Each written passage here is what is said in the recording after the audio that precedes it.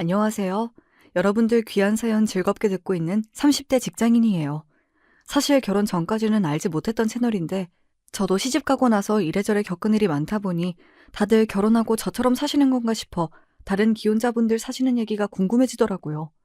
제 주변에는 결혼한 친구들이 그리 많지가 않아서 결혼하면서 생긴 여러 일들을 어디 털어놓을 때도 마땅치 않았는데 여러분들 사연을 듣다 보니 비록 얼굴은 모르지만 비슷한 고민을 겪고 계신 동지분들을 만난 것 같아 공감이 참 많이 되었습니다. 아무리 가까운 사람이라고 생각했을지라도 그저 연애할 때와 결혼해서 한 집에서 같이 부대끼며 사는 건 정말 천지 차이더라고요. 지금 생각하면 참 부끄러운 말이지만 저는 제 남편에 대해서는 모르는 거라곤 하나도 없을 거라고 자신했거든요. 열 길 물속은 알아도 한 길 사람 속은 모른다는 얘기를 그때만 하더라도 참 우습게 생각했죠. 그래서 결혼 후에 남편에 대한 제 배신감이 더욱 클 수밖에 없었던 것 같습니다. 그깟 돈 몇 푼 때문에 어떻게 당신 남편한테 이렇게까지 매정하게 굴 수가 있어? 평생을 같이 할 사람한테 겨우 이 정도도 못해줘? 너야말로 그깟 돈 몇 푼이 없어서 네 마누라 등이나 처먹는 주제에 어디서 함부로 주둥이를 놀려? 너 같은 놈을 남편이랍시고 평생을 믿고 살 생각을 했다니 내가 아주 내 발등을 찍었지. 연애 때부터 돈돈 노래를 부를 때에도 그저 사는 게 힘들어서 그런 거려니 내가 사랑으로 보듬어주면 평생 서로 아껴가며 잘 살 수 있을 줄 알았지요. 사람은 고쳐 쓰는 게 아니라는 너무나도 당연한 진리를 고생을 온팡지고 하고 나서야 겨우 깨닫게 되었습니다. 뻔뻔한 남편놈에게 대일 만큼 되었지만 당한 만큼 제대로 갚아준 제 이야기. 이제부터 시작해볼게요. 저희 친정은 소위 말하는 좀 산다는 집입니다. 부모님 명의로 건물도 몇 채 소유하고 계시고 현금 자산도 꽤 되고요. 저랑 제 여동생도 강남 8학군에서 학교 나와서 수도권의 명문 사립대를 졸업했고요. 잘하면서 용돈이 부족하거나 갖고 싶은 걸 딱히 가져보지 못한 기억이 없어요. 환경이 이렇다 보니 주변 친구들도 사정이 다들 비슷하고요. 제 입으로 말하기는 좀 그렇지만 태어나면서부터 부모님 덕 쏠쏠하게 본 것만은 부정할 수가 없네요. 같은 대학 동기로 만난 남편은 저와는 자라온 환경이 정반대의 사람이었습니다. 남편은 소위 말하는 개천용이었으니까요. 없는 집안에서 가진 거라고는 똑똑한 머리밖에 없어서 학창시절 내내 죽어라 공부해서 명문대에 입학한 가난한 집의 유일한 자랑거리였죠. 비록 결과적으로는 둘 다 열심히 공부해 같은 학교에서 만난 입장이었지만 속내를 들여다보면 사실 같은 학교 다닌다는 걸 제외하고는 공통점이라고는 없는 사람이었습니다. 학교 다니면서도 내내 알바며 과외며 학과 행사에는 거의 참석을 못해서 동기들 사이에서도 겉돌았고요. 그때만 하더라도 편견도 없고 다소 철도 없었던 저는 제 나이대 친구가 저렇게 아등바등 열심히 사는 걸 본 적이 없어서 남편이 참 대단하게 느껴졌습니다. 처음부터 남편이 가난한 집안 사람이라 항상 쪼들리는 걸 알고 있었기 때문에 연애 시절 내내 가난한 데이트를 할 수밖에 없었어요. 하지만 거기에 불만은 없었습니다. 애초에 이 사람한테 무슨 덕 보려는 마음도 없었고 애써서 좋은 학교에 들어와서도 여전히 집안에 보태려고 눈코 뜰 새 없이 바쁜 사람이 제 곁에서라도 마음 편히 있었으면 했거든요. 마음에 여유가 없어서 그런지 돈 없다는 소리를 입에 달고 사는 남편이 그때만 하더라도 안쓰러운 마음이었어요. 저야 그런 마음이었다지만 귀 한 딸 부족할 것 없이 잘 키워놓았더니 가난한 집 남자한테 빠져 정신을 못 차리는 저를 보고 저희 친정 부모님 걱정이 이만저만이 아니셨어요. 왜 안 그러셨겠어요? 지금이야 저도 조금은 세상 돌아가는 이치를 깨달아 사람은 서로 비슷한 사람끼리 만나야 한다는 어른들 말씀을 이해하지만 그때만 하더라도 사람을 조건으로만 평가하고 정말 진정성 있는 마음은 우습게 여기는 말이라고 생각해 치기 어린 마음에 반감만 커가고 있었죠. 너 그 사람 꼭 만나야겠어? 너 개천용이 왜 무서운 줄 알아? 없는 집에서 겨우 한 사람 잘 돼서 성공한다고 위로 올라가게 도와주는 게 아니라 자기들 입 하나 덜어보겠다고 겨우 올라간 한 사람 발목 붙잡고 줄줄이 매달려서 그런 거야. 까딱 잘못하다간 같이 잘 사는 게 아니라 옆에 있는 너까지 도로 개천으로 끌려 들어갈 판이라고. 정신 좀 차려 이거사. 지금 와서 돌이켜보면 친정엄마 말이 틀린 것 하나 없었는데 그때는 그 말이 왜 그렇게나 듣기 싫었는지요. 거기다 저희 엄마도 부잣집 딸로 태어나 있는 집 자식인 저희 아빠 만나 결혼해 살면서 돈 걱정이라고는 평생 해본 적이 없는 사람이었습니다. 그런 사람이 자기가 겪어본 적도 없는 환경에서 열심히 산 것밖에는 한 일이 없는 남편을 깎아내리는 게 부당하다고 생각했어요.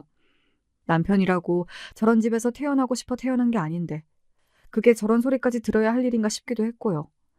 이제 와서 생각해보면 차라리 철없는 딸내미의 풋내기 사랑쯤으로 여기고 두셨으면 그렇게 좀 만나다 헤어졌을지도 모르겠어요. 저도 머리 굵어지며 느끼는 바가 있으니 자연히 그리 되었을지도 모르는 일인데 딸 걱정에 저희 친정 부모님이 너무 성급하셨던 것도 같아요. 이건 역시 결국 제 선택을 말려주지 못하셨다고 괜히 저희 부모님께 책임을 전가하는 일이었겠지만요. 그때는 저리 제 남편을 못마땅해 하시는 부모님마저 저희 사랑을 완성하기 위한 작은 장애물 정도로 여겼습니다. 결국 제 고집을 꺾지 못하고 남편과의 결혼을 준비하면서도 여전히 저희 친정 부모님은 남편을 마음에 차지 않아 하셨습니다. 다 알지는 못해도 그동안 저를 며느리로 탐내셨던 부모님 친구분들이 꽤 많은 걸로 알고 있거든요. 그 중에 아무나 하나 골라 잡아도 남편 환경과는 비교도 되지 않을 터였습니다. 부모님 속이 쓰라린 거야 어쩔 수가 없었겠죠. 반면 생각지도 못하게 부유한 집 딸을 며느리로 맡게 된 시댁 반응은 저희 친정하고는 사뭇 달랐습니다.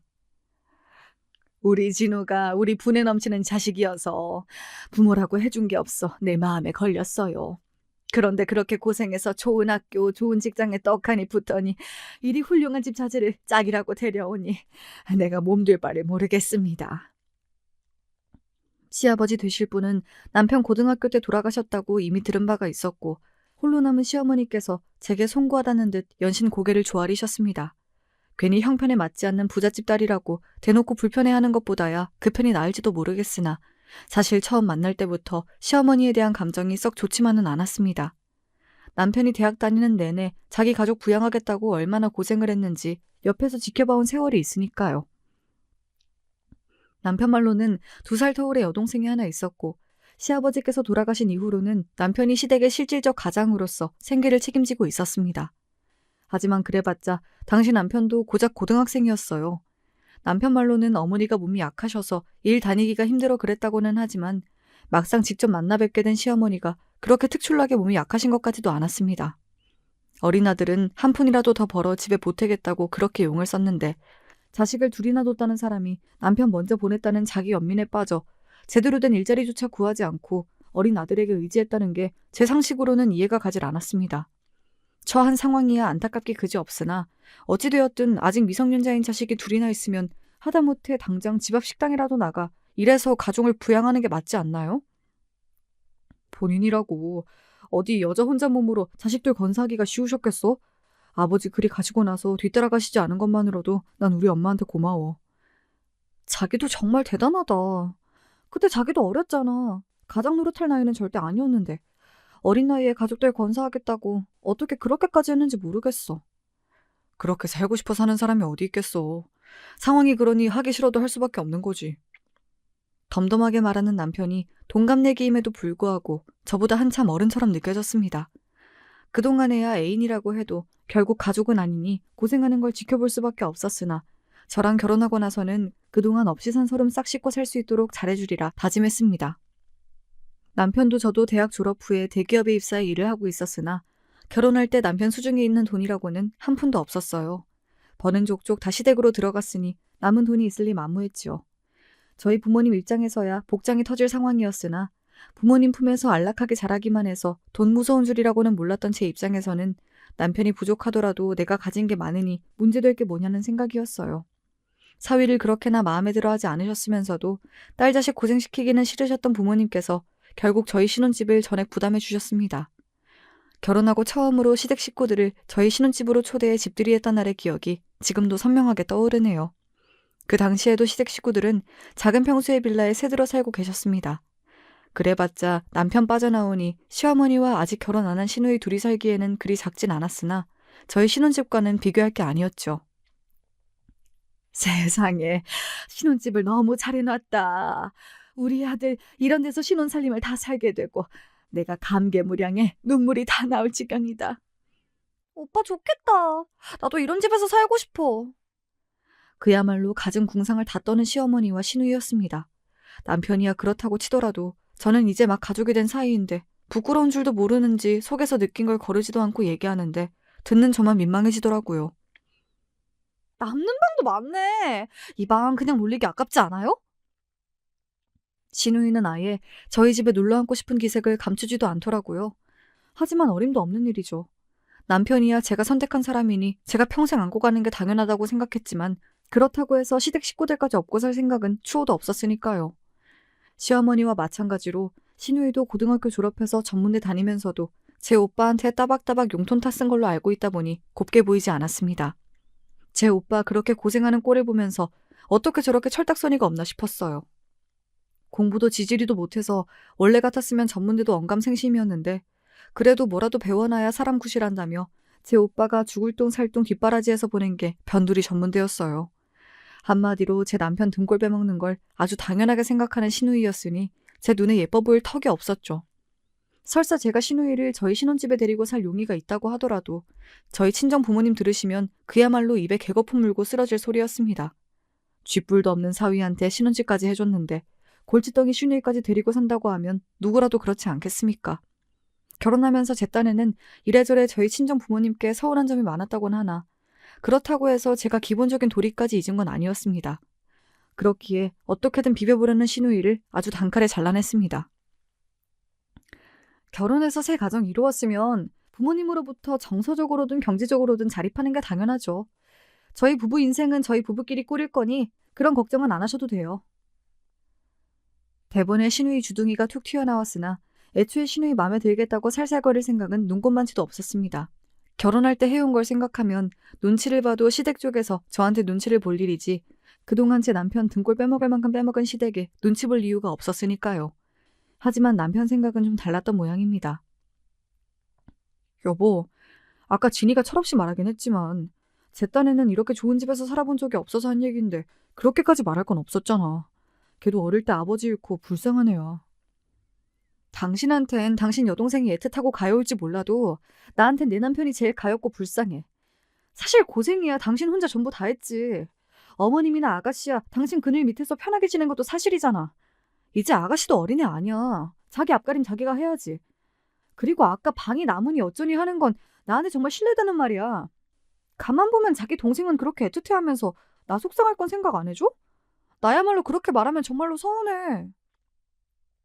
결혼 전까지는 그래도 내 가족이 아니니 불만이 있어도 남편에게 직설적으로 얘기한 적이 한 번도 없었어요. 하지만 이제는 좋든 싫든 평생을 얼굴 보고 살아야 할 팔자인데 초장에 제대로 말해두지 않으면 두고두고 문제가 되지 싶어서 전에 없이 세게 말했습니다. 그러자 남편이 그제야 아차 싶은 것 같았어요. 아니, 내가 편가르자고 한 말은 아니고 내 눈에는 아직도 어린애로만 보여서 내가 실수했어. 미안해. 남편 사과를 받고 넘어가긴 했지만 솔직히 서운한 마음이 들었습니다. 물론 시어머니와 시누이가 그동안 남편의 평생 가족이었으나 결혼을 했으면 당연히 배우자가 먼저여야 하는 거 아니에요? 저는 그런 마음가짐으로 한 결혼인데 아직 남편에게는 제가 가장 가까운 가족이 아닌 건가 싶기도 했어요. 그 후로도 시댁 때문에 골머리 아플 일들은 잔잔한 일부터 굵직한 일들까지 꽤 빈번하게 일어났습니다. 이상하게도 저희 부부한테 경제적 지원을 아끼지 않은 저희 친정 부모님들은 저희 연락을 따로 바라거나 신경 쓰일 만한 일들을 만드는 일이 없으셨는데 막상 해준 것 하나 없는 시댁에서 저한테 자식 노릇을 은근히 바라시더라고요. 특히나 저희 친정 부모님이 누리고 사는 것에 각별히 관심이 많은 시어머니셨습니다. 진호에게 들으니 사돈내외께서 또 해외여행을 나가셨다면서? 나는 아직 한 번도 비행기 타본 적이 없는데 사돈께서는 참 복이 많으신 분들이시다. 외국까지 나가서 좋은 거 보고 생전 안 먹어본 거 먹어보면 얼마나 재미지실까? 굳이 저 일하는데 통화하셔서 저런 말씀을 늘어놓는 게 단순히 사돈 안부를 묻는 게 아니라는 것쯤은 5살짜리 어린애도 눈치챘을 겁니다. 그러니까 본인은 한 번도 간 적 없는 해외여행을 분기마다 가는 너희 친정 부모님 보면서 뭐 느끼는 거 없냐 그 소리겠죠. 하지만 저희 친정 부모님 여행을 저희 부부가 보내드린 것도 아니고 본인들 돈으로 가신 건데 뭐 어쩌라고 싶었습니다. 그동안 아들이 벌어다 준 돈으로 호의호식하면서 아들 장가갈 때 돈 한 푼 안 보태줘 놓고 며느리한테 해외여행까지 바라는 시어머니라니. 남편하고 결혼해서 엮이지 않았더라면 정말 상종도 하기 싫은 부류의 사람이었습니다. 저 같으면 자기 아들한테 미안해서라도 언감생심 며느리한테 이런 소리는 꿈도 못 꿀 것 같은데 정말로 저랑은 사고방식이 다른 부류의 사람이었습니다. 그제야 친정엄마가 결혼 전에 했던 말이 이런 맥락에서 하신 말씀이었나 어렴풋이 이해가 가기 시작했죠. 저희 부모님께서 그동안 성실히 일하셔서 인생을 즐기시는 것 같아 저도 자식된 입장으로 참 감사할 따름이죠. 자식이 되어서 항상 사는 형편이 부족해서 여행도 못 보내드려서 죄송스럽기도 하고요. 아예 제가 먼저 선수를 쳐버렸습니다. 우리 부모님도 우리 돈으로 여행 보내드린 것 아니니 시어머니가 더 할 소리도 없겠죠. 사실 첫 문장은 시어머니가 듣고 느끼는 게 좀 있으라고 일부러 한 소리였어요. 결혼하기 전만큼은 아니었지만 남편은 여전히 월급의 일부를 시댁 생활비로 매달 붙이고 있었습니다. 이제 시누이도 취직을 해서 돈을 벌고 있었지만 그래도 그동안 남편이 시댁 경제의 기둥이었다 보니 부족한 부분이야 있었겠죠. 그런데 아들 장가 보내고 나서도 여전히 일할 생각이라고는 쥐똥만큼도 없는 시어머니였습니다. 그저 꽂을 빨대가 아들에서 딸로 바뀐 것뿐이었죠. 저희 부모님 같으면 상상도 할 수 없는 일이었기에 저런 사람을 어머니라고 떠받들고 사는 남편이 안타까울 따름이었습니다. 사실 시댁에 생활비 붙이는 문제로도 남편과 갈등이 많았어요. 그동안 그만큼 했으면 됐지. 이제 결혼해서 가정도 있는데 그만큼이나 시댁에 보내는 게 맞다고 생각해? 자기 입장에서 불만스러울 수는 있다고 생각해. 하지만 엄마가 따로 일도 안 하시는데 진이 버는 것만으로는 부족한 것도 사실이잖아. 우리 이 돈 없다고 굶어 죽는 것도 아니고 자기가 조금만 봐주면 안 될까? 봐주는 것도 어디 하루 이틀이어야지. 그리고 어머님도 정말 해도 해도 너무 하시는 거 아니야? 자기 자식들 고생하는 거 뻔히 보면서 어떻게 지금껏 한 푼도 모실 생각을 안 하셔? 일도 해본 사람이 해보는 거지. 지금껏 나가서 일해본 적도 없으신 양반이 나이 다 들어 이제 와서 무슨 일을 할 수 있겠어. 세상에 돈 버는 거 쉬운 사람은 아무도 없어. 내가 보기엔 당신도 어머님이랑 아가씨 다리 뻗고 누울 자리 만들어준 것도 있어. 제가 아무리 화를 내고 잔소리를 해도 결과는 똑같았어요. 어쩜 그렇게 제 어머니와 누이를 애틋해하는지 곁에서 지켜보고 있자니 참 눈물겹고도 복장이 터져나갈 지경이었습니다. 제가 제 친구들 중에서는 이르게 결혼한 편이기도 하고 친구들 만나는 남자 중에 남편처럼 제 집에 퍼줘야 하는 남자친구를 둔 애들도 없었어요. 한마디로 어디 가서 이런 속 터지는 얘기를 털어놓을 사람조차 없었습니다. 그렇다고 일찍이 이런 상황을 예견하고 결혼을 반대하셨던 친정 부모님께 이런 얘기를 할 수도 없었습니다. 이미 신혼집부터 시작해서 혼수품까지 남편에게 마음은 열어주지 않으셨어도 경제적으로는 넘치도록 지원해주신 친정 부모님이신데 기껏 그리 결혼시킨 딸이 이런 마음고생을 하는 줄 아시면 얼마나 억장이 무너지시겠습니까? 비록 제가 시댁에 대한 말을 아끼는 것만으로도 이미 대강의 상황을 눈치채시는 것 같긴 했으나 차마 제 입으로 이런 얘기까진 못하겠더라고요. 그러다 보니 홀로 벙어리 냉가슴 앓는 일만 쌓여갔습니다. 한 번은 이런 일도 있었어요. 시누이는 시어머니랑 싸우거나 기분 나쁜 일이 있으면 꼭 미리 얘기도 안 하고 자꾸 저희 신혼집으로 오더라고요. 구질구질한 자기 집으로는 들어가기 싫다는 거였겠죠. 하지만 시누이가 무슨 제 친구도 아니고 결혼한 지 얼마 되지도 않은 새언니 집에 자꾸 저 편할 때만 찾아오는 게 정말 불편했습니다. 그렇다고 남편이 그런 시누이 타박을 할 사람도 아니고요. 그날도 여느 때처럼 집에 찾아와 이리저리 기웃대는 시누이를 두고 밀린 집안일을 하고 있었어요. 한참 바쁘게 움직이다 빨래를 건조기에 넣고 이제 좀 쉬려고 제 방에 들어갔더니 시누이가 말도 없이 제 방에 들어가서 화장대에 앉아있는 거예요. 그것도 제가 쓰는 온갖 화장품을 다 열어놓고 제 얼굴에 처덕처덕 찍어 발라가며 말이죠. 무슨 5살짜리나 할 법한 행동에 제가 너무 어이가 없어서 뭐라고 하지도 못하고 입만 벌리고 쳐다보고 있자 무슨 일인가 싶어 들여다본 남편이 그 꼴을 보고는 자기도 기가 막히던지 어쩔 줄을 모르더라고요. 너 거기서 뭐해? 그게 나는 세연이가 피부가 하도 좋길래 비싼 화장품을 써서 그런가 싶어서 궁금해서. 뭐 저런 인간이 다 있나 싶더라고요. 정 한번 써보고 싶었으면 저한테 얘기를 했으면 설마 제가 못 쓰게 했겠습니까? 남의 물건을 허락도 없이 손대는 건 대체 무슨 경우예요? 제 표정이 싹 굳어버리자 신우이가 눈치를 보더니 슬금슬금 방 밖으로 나갔습니다. 여전히 화장품 뚜껑은 그대로 열어두고 말이죠. 이만하면 저도 참을 만큼 참지 않았나요? 얘가 얘기도 안 하고 참. 이거 다 싸서 아가씨 갖다 줘. 제가 냉랭한 말투로 말했습니다. 씻지도 않은 손으로 덕지덕지 만진 물건을 다시 쓰고 싶지도 않았고 특히나 입술에 바르는 것까지 썼더라고요. 입술은 뭐 옮기도 쉬운데. 결혼 전에 제 여동생이랑도 립 제품은 일절 공유한 적이 없었던 저였기에 더 기분이 나빴습니다. 뭘 그렇게까지 해? 얘가 좀 궁금하면 한번 써볼 수도 있지. 지금 그걸 말이라고 하고 앉았어? 내가 지금 화장품이 아까워서 이래? 애초에 남의 물건에 손대는 버릇은 대체 무슨 버릇이야? 오빠가 돼서 동생이 잘못을 했으면 따끔하게 한마디 해도 모자랄 판에 이 꼴을 보고도 아가씨 편을 들고 있어? 당신 도대체 생각이 있는 사람이야 없는 사람이야? 지금 이게 뭐가 잘못된 건지 내가 말을 해줘야 알겠어? 정말이지 화를 더는 누를 수가 없더라고요. 이 상황에서 어떻게 제가 아니라 자기 여동생 편을 들 수가 있어요. 잘못을 누가 했는데요. 이쯤 되니 남편한테 제가 정말 가족이긴 한 건가 싶어 서러운 기분까지 올라왔습니다. 그 와중에도 신우이가 밖에서 들을까 어쩔 줄을 몰라 하는 남편 꼴을 보고 있자니 전부 꼴 보기 싫더라고요. 일부러 신우이 들으라고 더욱 목소리를 높였습니다.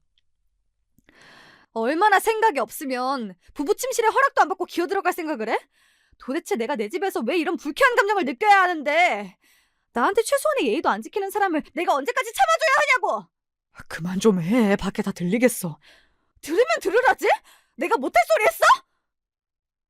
너무 흥분해서 손까지 벌벌 떨리더라고요. 끝까지 제 누이 역성을 드는 꼴을 보니 남편도 집 밖으로 쫓아내고 싶었습니다.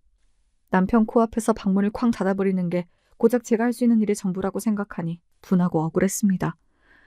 그러고 나서는 저도 염치라는 게 있는 모양인지 한동안 신우이가 코빼기도 안 보이더라고요. 꼴 보기 싫은 얼굴 안 보이니 차라리 다행이다 싶었습니다. 물론 그 밉살 맞은 성격에 가만히 있을 신우이는 아니었으니 당연히 그날 일이 시어머니 귀에도 들어갔겠죠. 전화로 제 타박을 하는 소리에 참고 있을 전 아니었습니다. 아니, 그거 뭐 얼마나 한다고 애를 그렇게나 무안을 줘. 가뜩이나 없이 자라 서러운 애를 보듬어 주지는 못할 망정. 그걸 보듬는 건 부모인 어머님이 하셔야 할 일이고요. 저는 명백하게 사과를 받아야 할 입장입니다. 아가씨가 잘못했다는 얘기는 쏙 빼놓은 건지 듣고도 이러시는 건지 모르겠으나 어머님 이러시는 게 제 입장에선 더 서운해요. 더 하실 말씀 없으시면 이만 끊겠습니다. 축소는 했을지 모르나 저가 잘못한 걸 설명하지 않으면 제가 왜 화를 냈는지 얘기할 수가 없을 텐데 시어머니가 모를 리가 없었죠.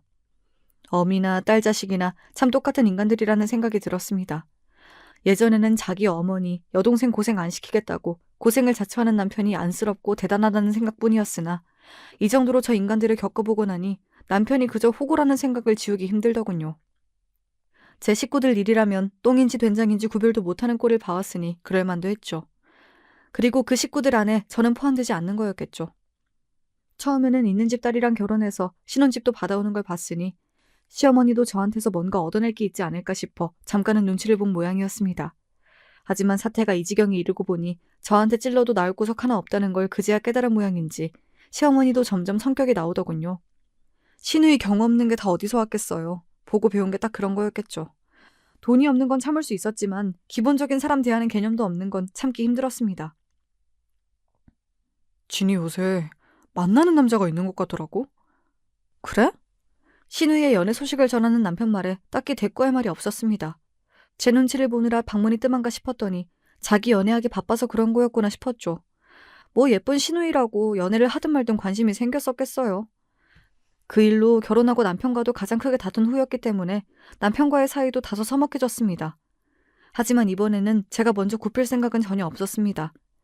사실 이 결혼 자체가 제가 항상 져줬기 때문에 성사될 수 있었던 일이었으니까요.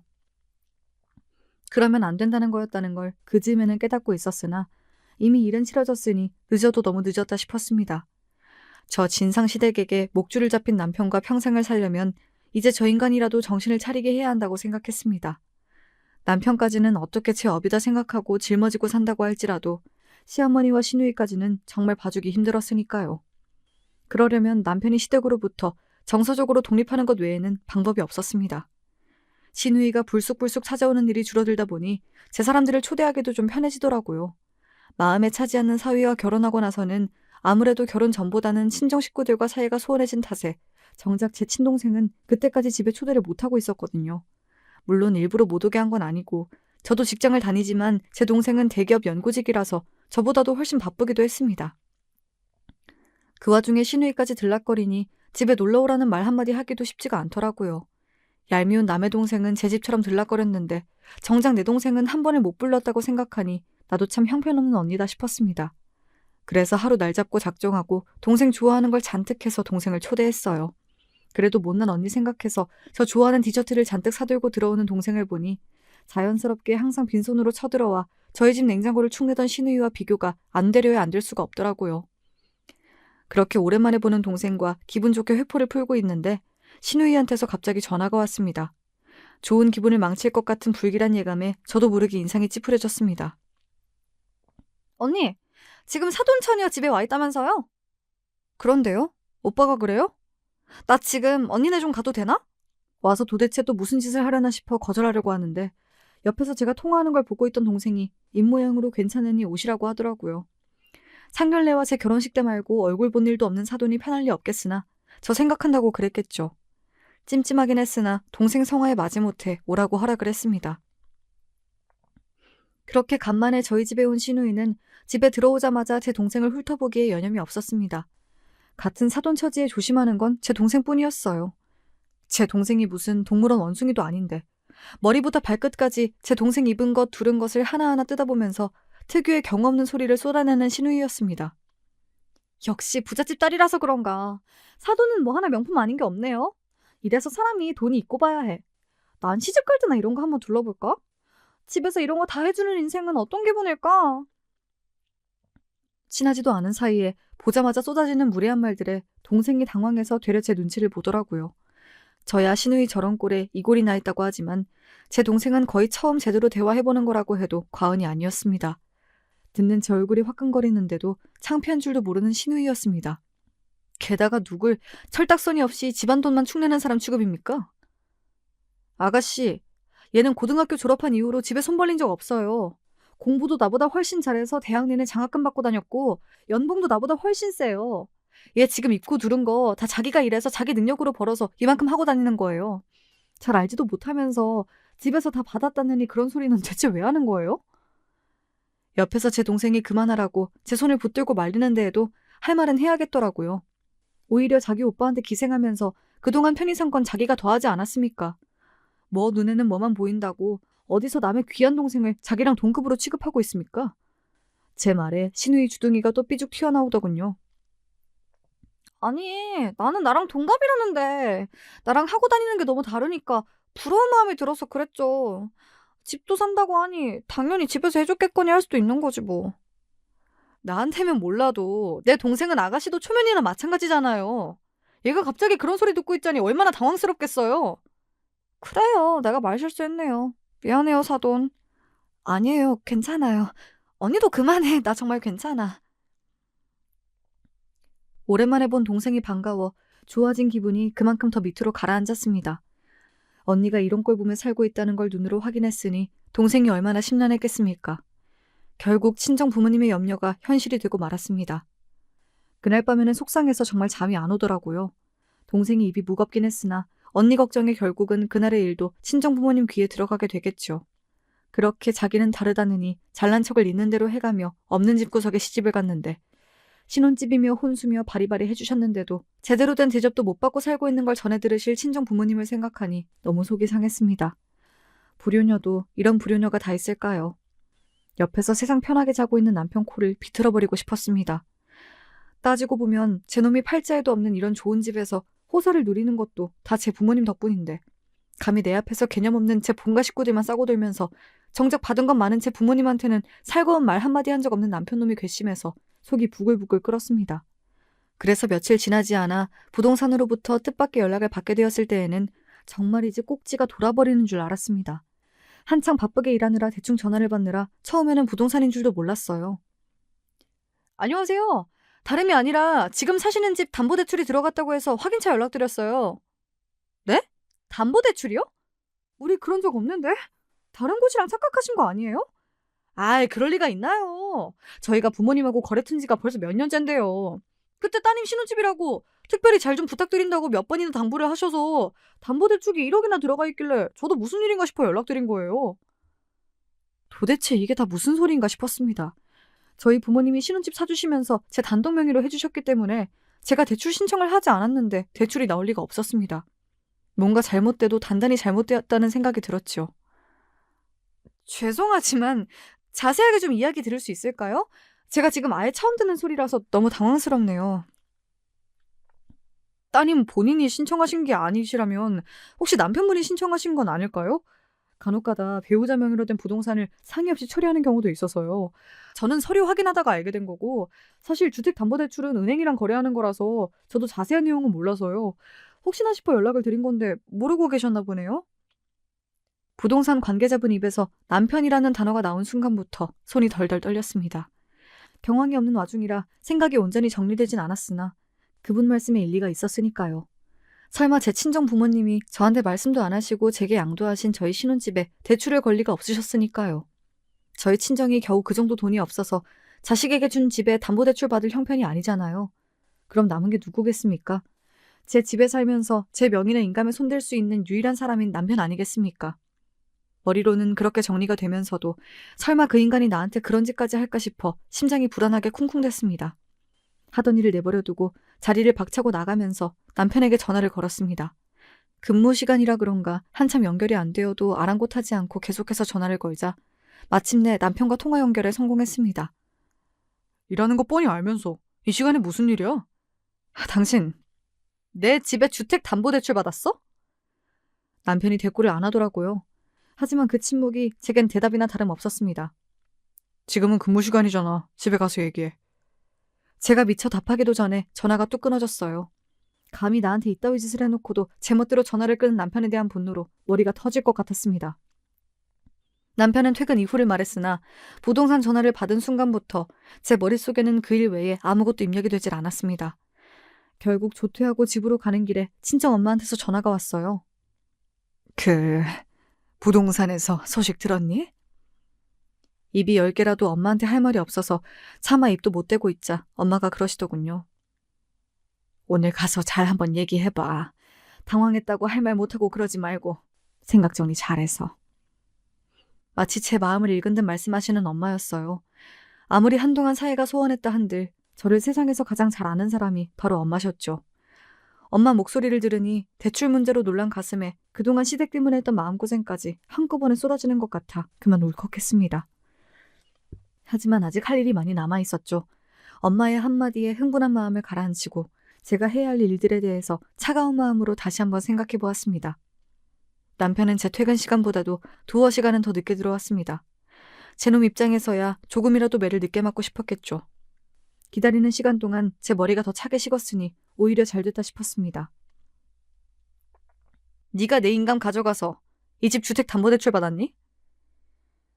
말 돌릴 새도 없이 제가 돌직구로 묻자 남편 얼굴이 당황스러운 기색이었으나 더는 물러설 곳이 없다는 걸 알았는지 남편이 순순히 대답하더군요. 그래, 내가 했어. 네가 돌았구나? 너 지금 그게 남편한테 무슨 말버릇이야? 사정을 알았으면 그럴 만한 일이 있었겠구나 먼저 묻는 게 순서 아니야? 남의 인감 훔쳐다 도둑대출 받은 놈도 있는데 네 놈이 나한테 순서를 따져? 전에 없이 차가운 말투로 마치 남한테 말하듯 하는 저를 보며 남편이 오히려 흥분하더군요. 하지만 앞으로 어떻게 할지를 이미 결정하고 나니 오히려 마음이 진정된 저였습니다. 남의 돈으로 범죄 저질렀을 때는 뒷감당할 각오도 되어 있었겠지. 긴 말할 거 없어. 니놈 사정 궁금하지도 않고 며칠 내로 고소장 갈 테니 소송 준비나 잘해둬. 제가 흥분해서 소리를 치면 사정 얘기를 하며 또 어영부영 넘어갈 생각이었겠죠. 사정이라는 건 들어볼 필요도 없었습니다. 저 인간한테 돈 들어갈 일이 뭐가 있겠어요. 또 시험이 아니면 신우이겠죠. 구질구질한 정황이야 알고 싶지도 않았고요. 예상보다 제가 세게 나가자 남편이 당황해서 어쩔 줄을 몰라 했습니다.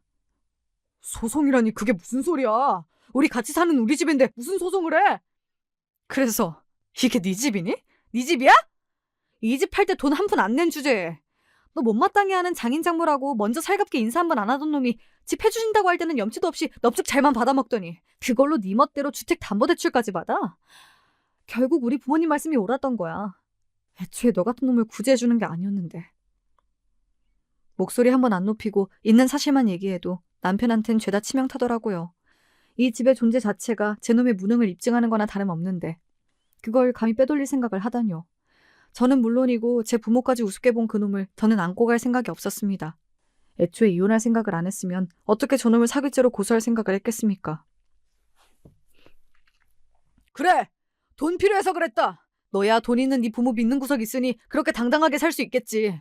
그러면 그동안 혼자 가족 부양하느라 고생했을 남편 좀 이해해줄 수 있는 거 아니야? 우리 진이 이제 시집 가야 하는데 집에 돈이라고는 먹고 죽으려고 해도 없고 그럼 내가 뭘 할 수 있는데? 하나뿐인 오빠가 돼서 그럼 손가락만 빨게 만들어? 주택담보대출 받는다고 당장 이 집이 넘어가는 것도 아니고 그것 좀 했다고 남편을 고소를 하겠다고? 있는 것들이 더하다더니 너 진짜 무섭다. 겨우 이걸 가지고 벌써 무서워? 너 말 한 번 잘했다. 애초에 내가 네 놈 가엾게 여기지 않았으면 이 결혼 성사되지도 않았어. 거지 같은 집구석에서 구제해줬으면 감사한 줄 알고 받들어 모셔도 모자랄 판에 너랑 네 되먹지 못한 시댁 식구들 그동안 나한테 어떻게 했니? 니들은 돈이 없는 게 문제가 아니라 염치를 모르는 게 문제인 거야. 하나뿐인 오빠가 돼서 손가락만 빨게 만들 수 없어? 줄 거 없으면 손가락 빨게 둬야지. 니까짓 게 뭔데 감히 내 부모님이 나 잘 살라고 해준 집에 손을 대서 니놈 동생년 결혼 자금을 해줘? 너 거지야? 도둑놈이야? 니 것도 아닌 걸 애초에 왜 욕심내냐고! 끝까지 뻔뻔하게 나오는 남편놈에게 그간 쌓였던 분노가 폭발했습니다. 그래도 제 주제는 아는 놈인 줄 알았는데 저놈도 그냥 도둑놈에 불과했던 거예요. 저런 놈을 한때나마 존경할 만한 놈이라고 생각하고 결혼까지 했더니 제 발등을 찍고 싶었습니다. 내가 내 부모한테 이런 불효까지 저질러가며 더는 니놈하고 살 생각 없어. 고소장하고 같이 이혼 소장도 갈 테니 내 부모가 해준 내 집에서 당장 꺼져. 가서 네 어미 네 동생년이랑 살던 대로 구질구질하게 살아봐. 시원하게 이혼 소리까지 내지르고 나니 남편놈 낯짝이 새파랗게 질렸습니다. 설마 제가 이혼 얘기까지 꺼낼 거라고는 생각조차 못한 것 같았어요. 그동안 그놈이 저를 얼마나 호구로 생각했는지 그제야 실감이 나더라고요. 애초에 이 관계에 아등바등한 건 나뿐이라는 생각이 들어 허탈했습니다. 그 길로 시댁으로 남편을 내쫓았어요. 그러자 그날 저녁에 바로 온 시댁 식구들이 제 집 앞으로 총출동을 했습니다. 물론 당연히 문은 열어주지 않았죠. 이제 이혼하면 곧 남남이 될 사이인데 제가 그 더러운 면상들 마주봐야 할 이유가 더는 없죠. 그동안 있는 집 딸 유세는 있는 대로 다 부려놓고는 고작 1억 가지고 내 아들을 이렇게 괄시를 해? 내가 얼마나 귀 떠받들고 산 내 새끼인데 니까짓 게 뭔데 내 아들한테 소리를 질러? 너희 집 구석도 참 별거 없구나. 그 푼돈 돌려받겠다고 감히 남편을 내쫓아? 언니, 진짜 사람이 그러는 거 아니에요. 그 돈 없다고 굶어 죽는 것도 아니면서 진짜 치사하게. 그 돈이 그렇게 아까워요? 끝까지 참 낯짝 두꺼운 인간들이었습니다. 제 어미 동생이 부끄러운 줄도 모르고 동네가 떠나가라 소리를 치고 있는데도 당연한 소리라도 듣는다는 듯 뒤에 서 있는 남편놈 꼴을 보자니 저놈이라고 별다를 것 없는 놈이구나 싶더군요. 저런 놈을 저 혼자 안쓰러워 끼고 산 세월이 아까웠습니다. 저는 인터폰 버튼을 꾹 누르고 말했습니다. 도둑놈의 새끼들 주제에 창피한 줄도 모르고 주둥이 놀리는 건 참 여전하구나. 니들 같은 거지 새끼들 때문에 없이 살면서도 열심히 사는 사람들까지 싸잡아서 욕먹는 거야. 남 가진 게 탐이 나면 열심히 일해 벌 생각을 해야지. 남의 등에 빨대 꽂아 기생하는 주제에 창피한 줄도 모르고 그동안 팔자에도 없이 주제에 넘치는 내 덕에 호사 누린 줄도 모르고 뭐 내가 돈 가진 유세를 해? 뭘 몰라도 한참 모르는구나. 돈 가진 유세가 어떤 건지 앞으로 톡톡히 보여줄 테니까 가족끼리 나란히 깜빵 갈 준비나 해. 그러고는 인터폰을 뚝 끊고는 사람을 불러 그 거머리들을 내쫓아버렸습니다. 감히 돈 무서운 줄 모르고 이따위 짓을 저질렀으니 돈 무서운 걸 아주 제대로 가르쳐줄 작정이었어요.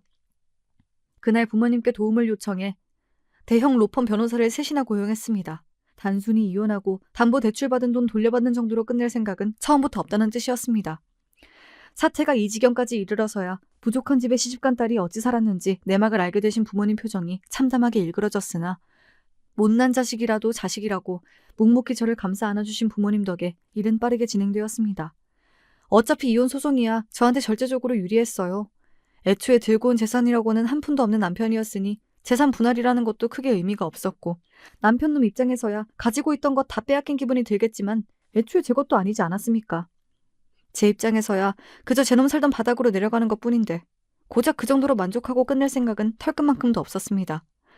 그래서 다음날 이혼 소장 접수는 당연한 일이고 경찰에 사기죄 고발까지 주저없이 진행했습니다.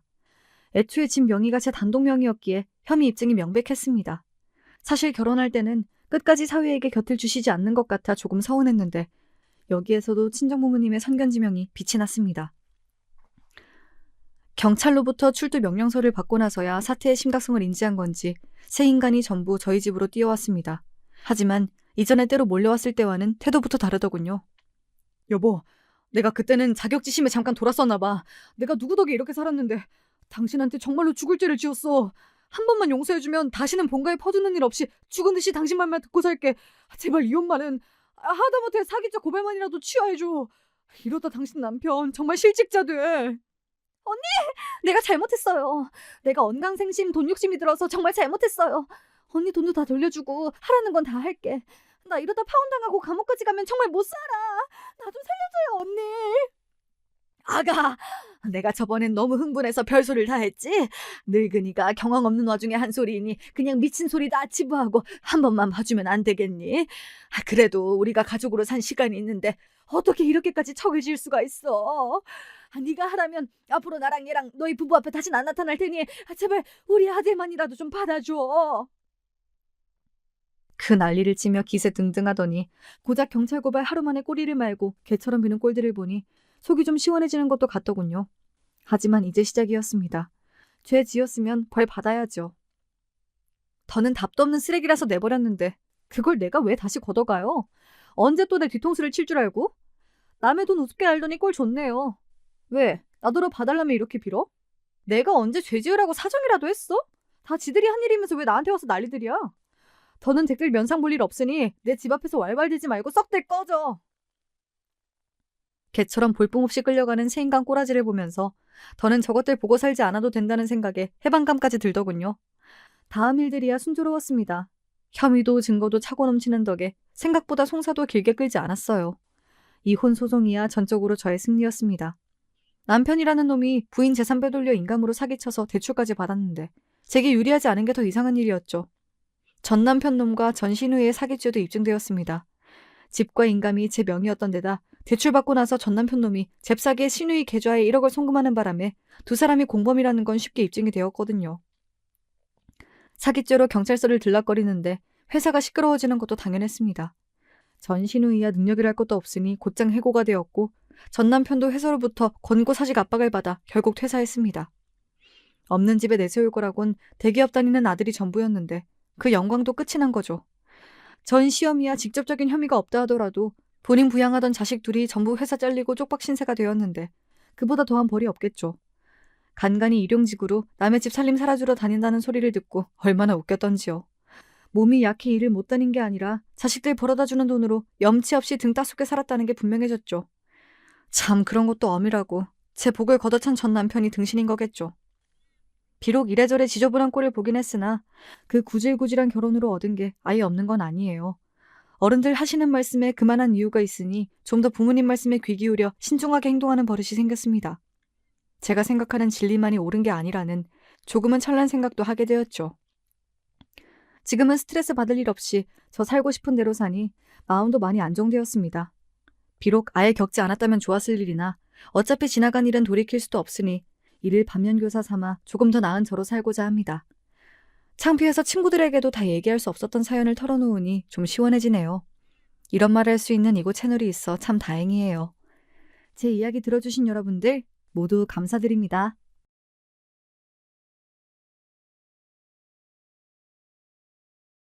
안녕하세요. 전 인생에서 가장 평화로운 시간을 보내고 있는 중년 여자입니다. 이 채널을 좀 더 일찍 알았다면 좋았을 것 같다는 생각을 할 정도로 제가 열혈 애독자인데요.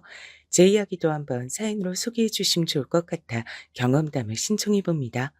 저는 원래 친정 집안에 형편이 좋질 못했어요.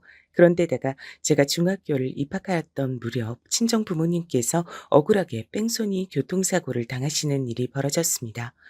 왜 힘든 집에만 자꾸 힘든 일이 벌어지는지 세상이 너무한다는 생각뿐이었네요. 부모님 두 분 다 크게 다치셨고 병원비가 어마어마하게 나왔는데 그걸 청구할 곳 하나가 없었습니다.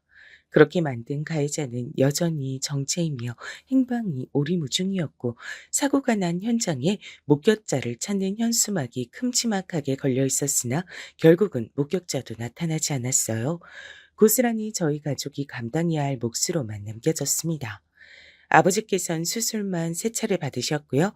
엄마께선 거동이 불편해지셨고 용변도 혼자 못 가리게 되셔 기저귀를 차고 지내시게 됐죠. 엄마가 그때 고작 40이었는데 말입니다. 전 집안의 첫째, 장녀고요. 남동생과 여동생이 하나씩 있었어요.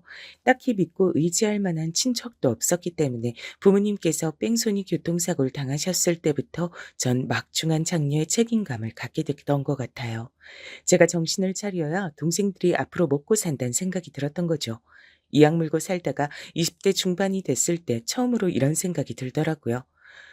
중학교 때도 알바를 했고, 고등학교 때도 알바를 했고, 그리고 지금은 아예 사회생활 하면서 돈을 번 지가 햇수로 6년 차인데, 합치면 정말 오래됐는데, 왜 나는 통장에 이렇게 돈이 없을까? 제 통장의 다른 이름은 밑빠진 독이었습니다. 잔고가 줄줄 새는 것만 같았어요. 하루하루 열심히 살기만 하면 보답을 받을 줄 알았는데 택도 없었습니다. 그래서 남들은 결혼을 준비하는 20대 후반의 나이에 저는 일을 3개씩 하고 있었죠. 퇴근 후에 월수금 저녁마다 아르바이트를 했어요. 그리고 주말 오전에도 다른 아르바이트를 했죠. 그렇게 몇십만 원이라도 더 버니까 낫더라고요. 제가 그렇게 살았습니다. 30대가 되자마자 한 일은 여동생을 시집 보내는 거죠. 참고로 여동생은 23 나이에 동갑 남자친구하고 결혼을 하겠다고 난리를 쳐서 집안을 뒤집어 놓은 적이 있었는데요. 그 나이에 무슨 결혼이야. 너 이러라고 언니가 대학 보내준 줄 알아? 대학은 언니가 보내준 게 아니라 내가 선택해서 간 거거든. 뭐? 너 말 다 했어? 내가 너희를 위해 얼마나 이악 물고 앞만 보면서 살았는데 네가 어떻게 그런 소리를 해. 나 아니었음 네가 대학을 어떻게 가? 아, 알았어. 내가 다닌 전문대 그거 언니가 보내준 거야. 내 힘으로 간 거 아니야. 됐지? 이런 만족해? 하여간 전문대 하나 갖고 되게 생색내긴. 생색이라니? 그런 전문대 하나도 가고 싶은 거 꾹 참으면서 못 가는 사람도 있어. 아, 그니까 알았다고. 알았으니까 그만 좀 해, 언니. 나 이제 전문대 졸업도 하게 됐으니까 졸업 기념으로 결혼도 할래. 어? 언니가 나 좀 응원해 주라. 엄마 아빠 반응이 완전 안 좋단 말이야. 언니가 엄마 아빠 마음 좀 돌려놔 줘. 대학 다니면서 열심히 취업 준비하겠다고 하길래 아르바이트 하나 안 하는 것도 봐주고 이해해 줬더니 네가 어떻게 졸업하자마자 결혼을 한다고 그럴 수 있어? 그런 자식 결혼을 기뻐하는 부모가 세상에 어디 있을까? 내가 두 분 마음 돌려놔줄 거란 생각은 버리는 게 좋을 거야. 난 너 절대로 안 도와줄 거니까. 뭐? 언니 진짜 실망이다. 내가 먼저 결혼해서 행복한 가정 꾸리고 잘 살까 봐 그게 질투나서 이러는 거지? 진짜 속 엄청 좁네. 그때 여동생 때문에 제가 얼마나 머리 싸매고 두통에 시달리면서 힘들었던지 몰라요. 여동생이 철없게 저한테 얼마나 비수를 날리든 말든 상관없으니 제발 그 이상한 결혼만 하지 않게 해달라고 기도를 간절하게 했었습니다. 나이만 먹고 몸만 자랐지 생각하는 게 어렸던 여동생은 제가 결혼을 반대하는 걸 두고 단단히 삐져서 저와 절연하겠다고 그랬었어요. 평생 저를 안 보고 살겠다고 하면서 절 힘들게 만들었습니다. 스트레스가 너무 심해서 밤에 잠자리에 누울 때면 차라리 영원히 눈이 안 떠졌으면 좋겠다고 생각하던 시절이었죠.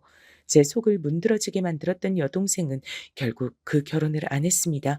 이유가 허무했죠. 그 남자애가 바람을 피웠기 때문이에요. 언니, 그 자식이 나한테 뭐라고 그랬던 줄 알아? 나랑 만나면 자기가 하나부터 열까지 다 챙겨줘야 되고 지출도 항상 자기가 더 많이 하니까 부담스럽고 신경이 쓰였는데 다른 기집애 만나니까 그런 부담 적어서 좋고 편하더래. 난 너무 구질하대. 나 같은 가정 환경 여자랑 결혼할 정도로 자긴 자선 사업가가 아니래. 잠깐 미쳐서 나랑 결혼할 생각했던 거래. 울지 마. 고작 그런 이상한 놈 때문에 울긴 왜 울어? 괜찮아. 너 이제 23이야. 지금부터 인생 시작해도 되는 나이인데 그런 소리 듣고 무너질 이유 없어. 한바탕 결혼 소동을 벌였던 여동생이 이렇듯 씁쓸한 결말을 맞이해서 가슴이 아팠지요. 철이 없고 생각이 짧다고 한들 제 여동생이었습니다. 언니인 제가 품지 않으면 누가 품겠나 싶었네요. 여동생을 있는 힘껏 달래면서 시간이 지나면 훨씬 더 나은 결혼 상대가 나타날 거라고 그런 소리를 얼마나 해뒀던지 몰라요. 새끼손가락까지 걸고 약속을 해줬었네요. 23 나이에 그런 황당한 소동을 일으킨 바 있었던 여동생은 몇 년이 지나 또 한 번 결혼하겠다고 큰 소리를 쳤고 이번엔 저도 반대하지 않았던 겁니다. 우리 큰딸이 있으니까 항상 든든해. 결혼 준비든 뭐든 다 맡겨놓으면 그만이니까. 친정엄마께서 그렇게 말씀하셨을 때 저는 숨이 막히는 듯한 느낌이 들었던 것 같아요. 하지만 티를 내진 않았죠. 제 인생이 이렇게 희생하고 헌신하다가 늙어 죽는 것으로 진작 결정된 바였다고 생각하게 된 후였으니까요. 꾹 참았습니다. 여동생은 자기보다 5살 많은, 그래서 저보다도 연상인 남자와 근무차에서 눈이 맞았고 결혼 얘기를 주고받자마자 임신하는 바람에 되도록 서둘러 결혼식을 올려야만 했습니다.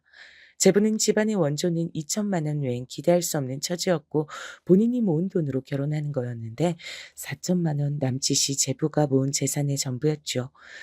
그래서 결혼시키는데 계산기를 하염없이 두드리느라 제 머리가 터질 뻔했답니다. 그쪽 집안에선 이런 걸 도와주고 참견해줄 인력이 아무도 없었거든요. 아무튼 제가 30대에 들어서서 처음 크게 했던 일이 여동생을 결혼시키는 일이었는데 이듬해 건강한 남자 조카도 태어나서 부모님께서 커다랗게 웃으시는 모습도 보고 좋았어요. 언니, 아이를 낳기만 하면 단 줄 알았는데 키우는 게 너무 힘들어. 애가 잠도 안 자고 자꾸 울고 그리고 자꾸 배가 고프다 그런다? 대체 왜 그러는 걸까? 그리고 대체 뭘 했다고 자꾸만 돈이 들어가는 거야? 누가 우리 집 돈을 훔쳐가기라도 하나 봐. 돈이 자꾸만 없어져. 원래 애 키우는 건 힘들다고 하잖아. 체력도 많이 들고 돈은 더 많이 들지. 오죽하면 애 하나 낳아 키우는 게 억소리 난다고 할까. 원래 돈 많이 드는 게 맞아. 여동생에게 저는 언니라기보단 엄마에 가까운 존재였던 것 같아요. 친정엄마께서 교통사고 이후 거동이 불편해지시고 기저귀 생활을 하시게 됐을 때부터 예견된 바였던 듯 싶네요. 혹시 남동생이나마 일찍 철이 들고 어른스럽게 굴 줄 아는 녀석이었다면 좋았을 것 같은데 애석하게도 남동생은 여동생과는 조금 다른 결을 선보이며 제 속을 문드러지게 하는 녀석이었습니다. 고등학교 때 자퇴를 했어요. 부모님께서 당연히 뒤집어지셔서 결사반대를 하셨고 제가 눈물로 호소까지 했었지만 소용없었습니다. 고등학교 졸업장만큼 의미 없고 쓸모없는 게 세상에 또 있을까? 일단 적성에도 안 맞는 공부를 하느니 내가 좋아하는 걸 찾아 내 성공에 일찍부터 투자하는 편이 훨씬 낫지 않겠어? 우선은 작은 일부터 하면서 돈을 모으는 걸로 시작하면 돼. 남동생이 근거 없는 자신감에 가득 차서 그런 소리를 했을 때 전 절대로 네 생각대로 안 된다며 맞섰습니다. 허무맹랑한 소리라고 제가 분명히 그렇게 일러줬어요. 그러나 남동생은 고집을 꺾지 않았고 결국은 자퇴의 길을 걸으며 제 심장을 벼랑 끝으로 내몰았습니다. 하나뿐인 아들이랍시고 남동생에게 은근한 기대를 걸고 계시던 부모님의 마음을 전 알고 있었기 때문이에요. 그런 기대를 남동생은 다 꺾고 짓밟아 놨죠. 자신만만해하던 모습은 자퇴 이후 겨우 반년도 채 가지 못했습니다. 세상이 얼마나 냉정하고 냉혹한데요. 남동생이 막연히 그리던 멋진 일상은 찾아오질 않죠. 결국 남동생은 괜한 짓으로 시간만 버린 채 자기 친구들이 대학 생활을 할 때 고등학교 검정고시를 쳤습니다. 20대 중반이 되도록 남동생은 뚜렷하게 하고 싶은 것도 잘하는 것도 전혀 없었고요. 진득하게 뭘 붙어서 하지도 못했습니다. 무엇이든 금방 실증을 내곤 했죠. 끈기가 없었습니다. 그래서 전 동생들이 둘 다 그 모양이었던지라 한 번을 쉼없이 일을 했음에도 항상 돈이 없었던 겁니다.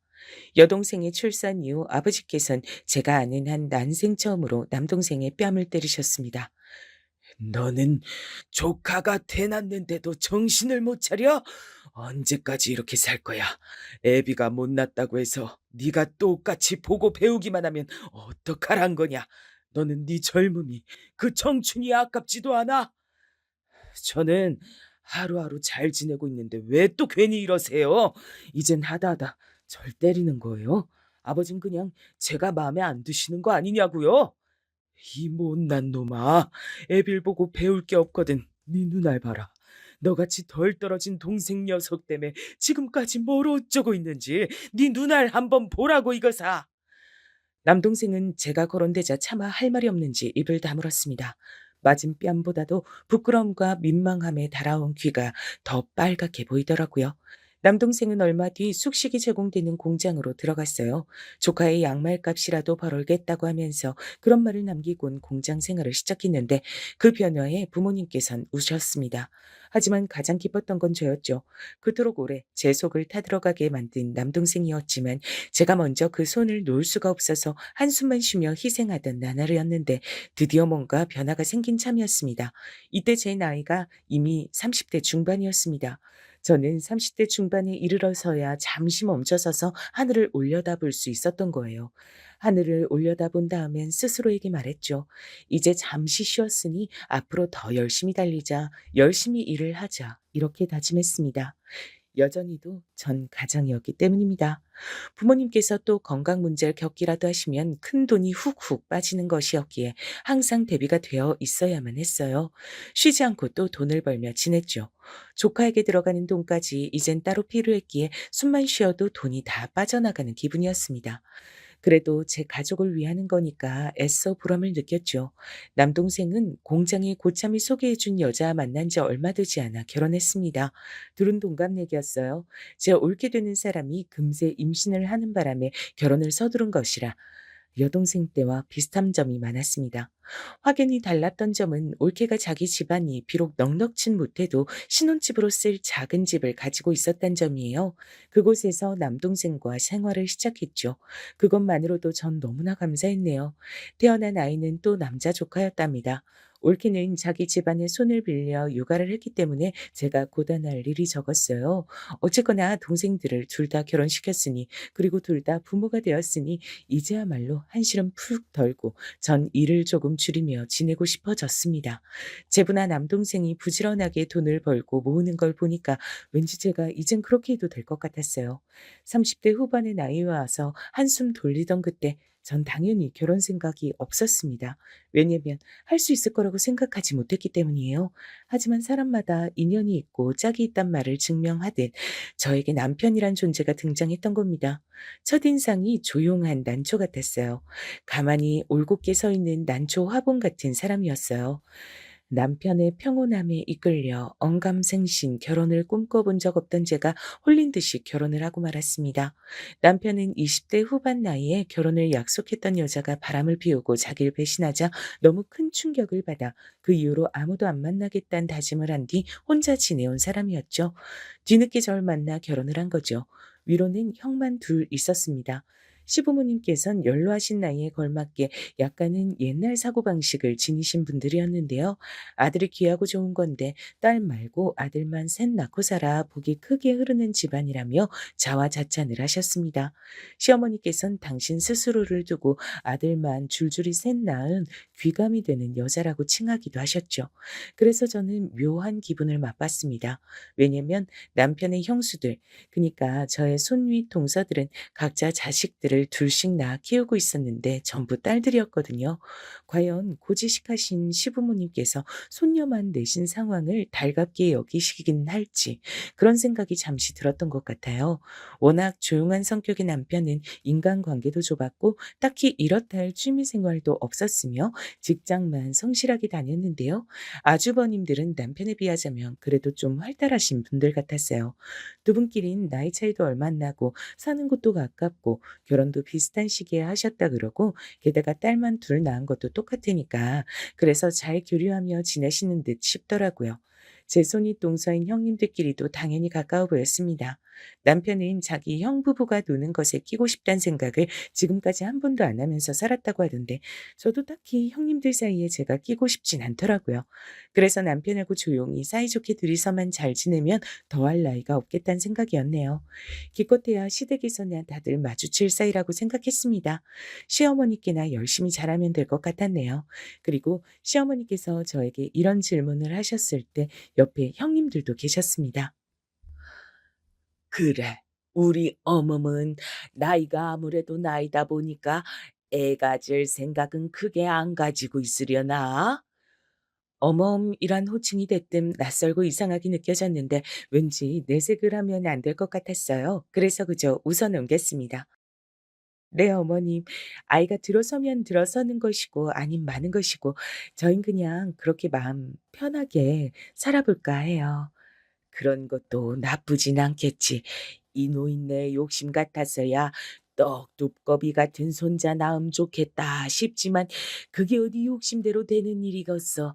작정하고서 아들 낳으려고 빌고 빌어도 쉽지 않은 판국에.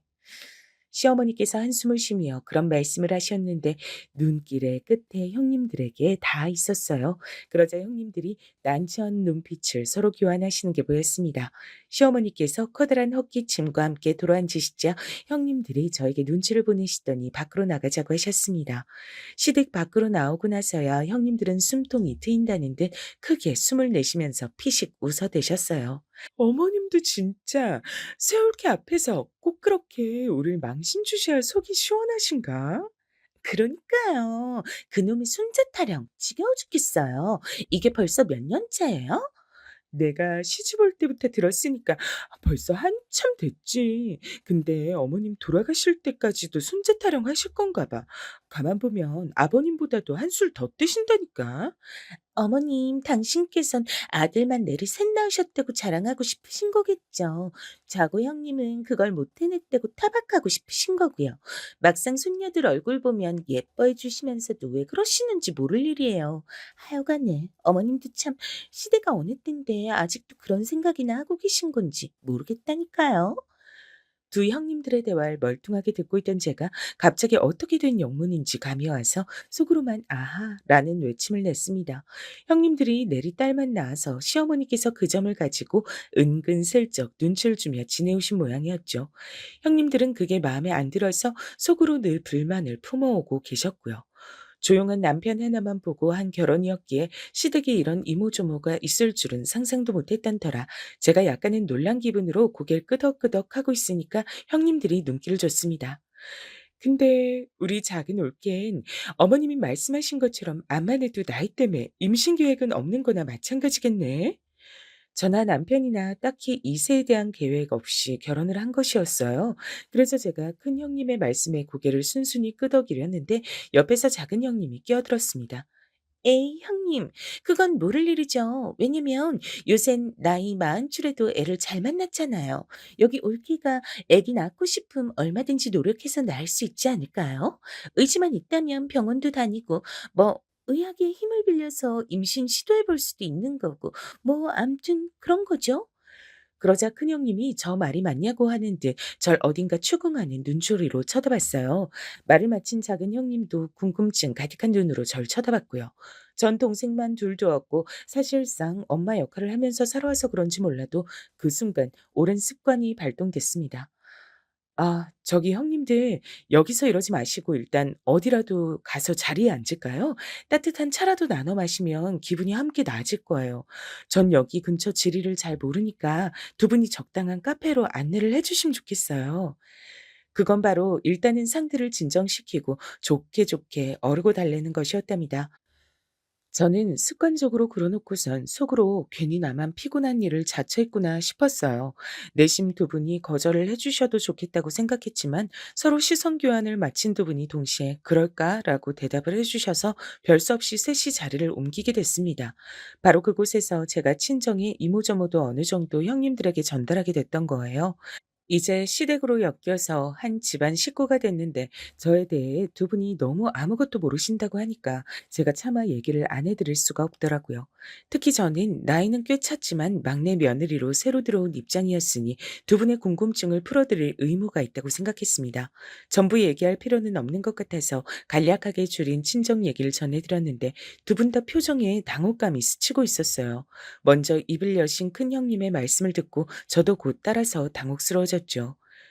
작은 올케가 결혼식도 생략하고 식당에서 밥이나 먹고 치우길래 여자 인생이 결혼식이란 행사가 얼마나 중요한데 어쩜 저럴 수 있을까 싶어서 늦은 나이에 결혼하는 게 너무 창피해서 저러나 아님 한 번 다녀왔던 전적이 있어서 이젠 결혼에 시큰둥해서 저러나 내심 궁금했었거든. 네?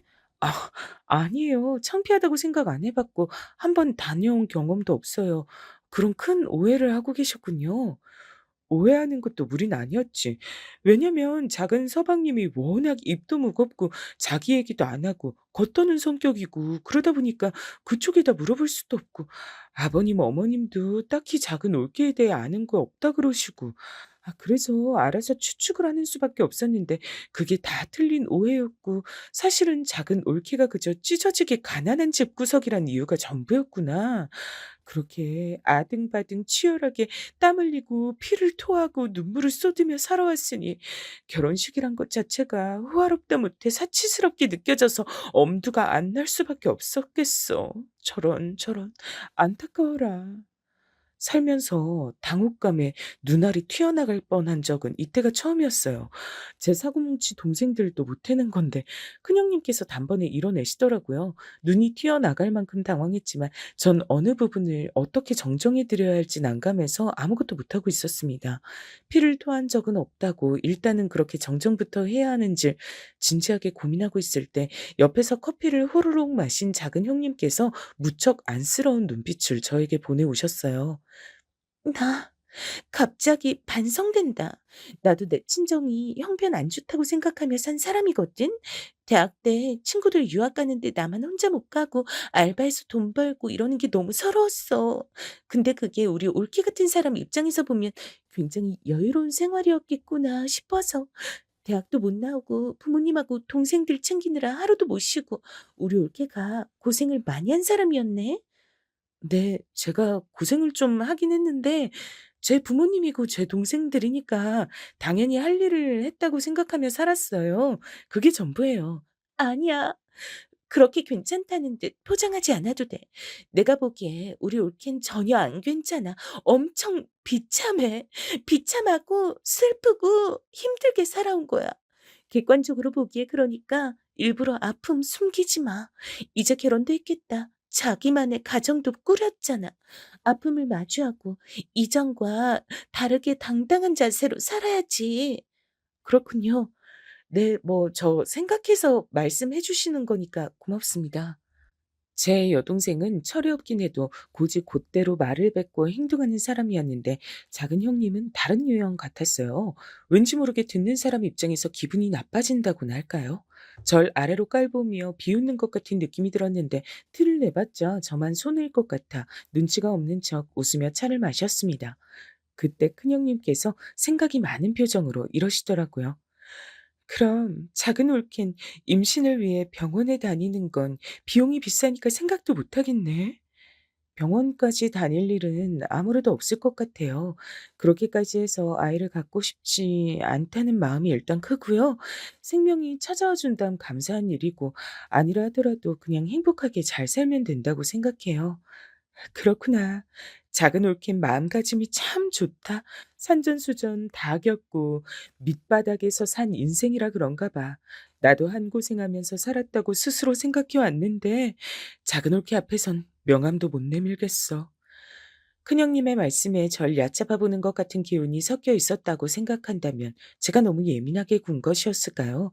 남들이 보기에 제가 지나온 길이 밑바닥으로 보였을 줄은 상상도 못한 부분이라 멋쩍어지더라고요. 근데 아이를 안 낳아도 친정에선 뭐라고 안 그럴까? 괜찮아? 아, 혹시 일전에 제 동생 부부들 못 보셨어요? 조카들이랑 다 같이 있었는데요.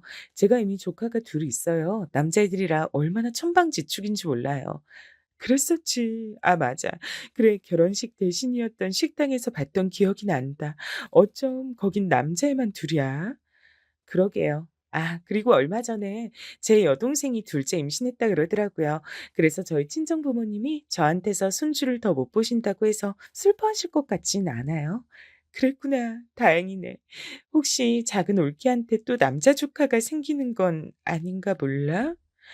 큰형님께서 농담식으로 그렇게 말씀하셨을 때 작은 형님의 입술이 삐죽삐죽 거렸던 것 같기도 했어요.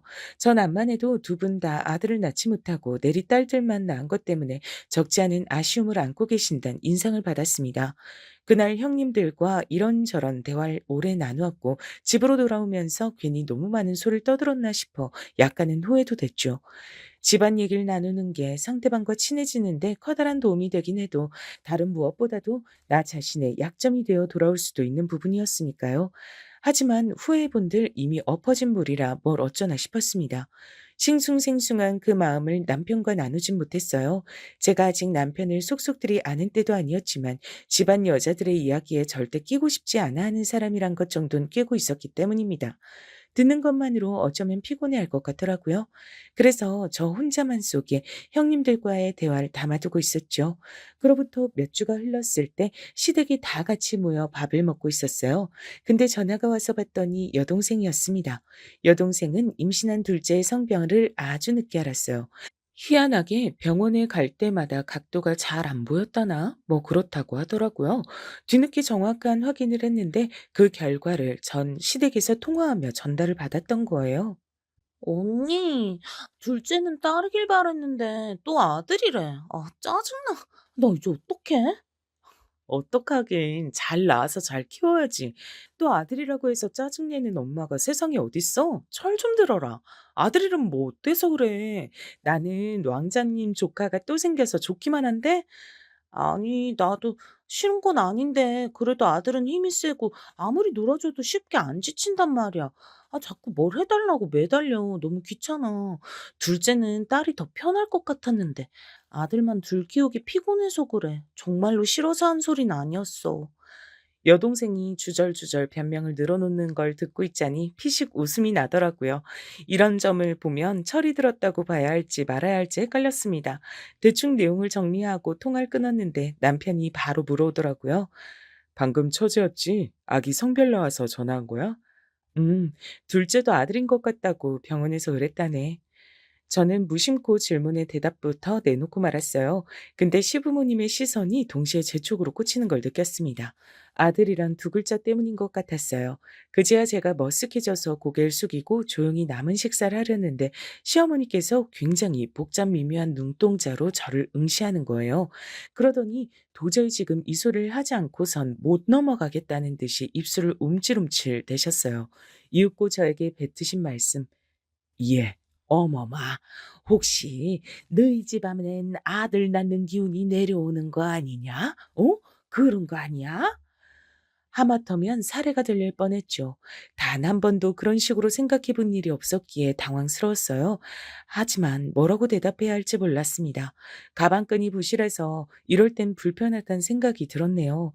당혹감에 눈만 굴리는 제 옆에서 남편은 똑같이 눈알만 굴리는 게 다였습니다. 그런 와중에 제 눈에 들어온 광경. 두 형님들이 각자 손에 쥔 젓가락을 아주 부러뜨릴 기세로 힘이 들어가 있는 모습이었어요. 두 분 다 제 쪽을 쳐다보고 있진 않았는데 젓가락을 금방이라도 부러뜨릴 것처럼 손에 힘이 꽉 들어가 있더라고요. 그래서 저도 모르게 그 모습을 보자마자 이렇게 대답을 내놨습니다. "잘 모르겠어요, 어머님. 아마도 아니지 않을까요?" "잘 모르겠음. 아마도 맞다고 생각해야지. 네가 아주 소심한 구석이 있구나. 대범하게 굴어야 아들 낳을 텐데." "아 네. 노력하겠습니다." "그래. 그냥 노력하지 말고 열심히 노력해라. 너희 집안에 아들 낳는 기운이 있을지 모르니까 그런 것까지 합쳐지면 넌 반드시 해낼 수 있을 거야. 알았니? 긍정적인 마음으로." 차라리 아무것도 못 들은 척 굴고만 싶었네요. 딸만 둘 낳은 형님들과 아주버님들 다 계시는 앞에서 그런 소리를 듣고 있자니 가시방석이었습니다. 저희 부부는 딱히 이세 욕심 자체도 없건만 제가 왜 그런 소리를 들어야 하는지 겉으론 차마 티를 안 냈지만 속으론 의문이었네요. 여동생은 예정일보다 보름 이르게 둘째 출산을 갑자기 하게 됐지만 아이는 무척 건강하게 태어났습니다. 애기 코가 벌써부터 오똑하네. 미남 장군으로 자라려나 봐. 나는 우리 애들이 제발 자기 아빠 엄마 안 닮기만 했으면 좋겠어. 그럼 둘 다 맹할 것 같아. 넌 어쩜 그렇게 어렸을 때부터 애둘 엄마가 된 지금까지 한결같이 말을 하니? 내 동생이지만 넌 정말 대단하다. 애들이 자기 아빠 엄마 안 닮으면 그럼 누굴 닮아? 자기 이모 닮았으면 좋겠는데? 이모? 그럼 나 말이야? 애들이 나를 닮았으면 좋겠다고? 응. 그래야 사회생활 잘하고 개념 박힌 사람으로 클 거 아니야. 안 그래? 참나. 네가 또 나한테 뭘 뜯어가고 싶어서 이렇게 알랑방귀를 껴대. 필요하다고 일방적으로 적어 보내준 목록이라면 지금 네 형부가 사러 갔으니까 그걸로 해결하고 더 필요하다고 하지 마. 난 진심으로 한 소린데 왜 안 믿어주고 그래? 근데 언니, 형부하고 결혼 잘한 것 같아. 형부가 하도 말수도 적고 자기 얘기도 워낙 안 하고 그러니까 사람이 좀 멀게만 느껴졌는데 보면 볼수록 괜찮은 것 같더라. 남자치고 능력이 좀 별로긴 하지만 우리 집안 수준 생각하면 그런 걸 따질 수가 없지. 그 정도면 언니가 결혼 잘했어. 근데 애기 계획은 아직이야? 너는 정말 못하는 소리가 없다.